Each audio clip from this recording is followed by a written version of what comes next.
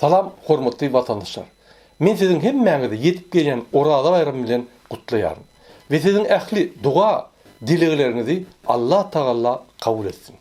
Sizi ve maşgalaňyzy Allah Taala kynçylyklardan gorasyň. Her wagt saçaňyzyň bereketi diňe artyp dursun. Öýleriňizde baxt we asgudalyk höküm sürsin. Çağjyklaryňyzyň şadýan sesleri hemişe öýleriňizde ýanglansyn. Goý her ýeňiziň kalbyňyzyň içinde rahatlyk, parahatlyk we asgudalyk hemişelik ornaşsyn.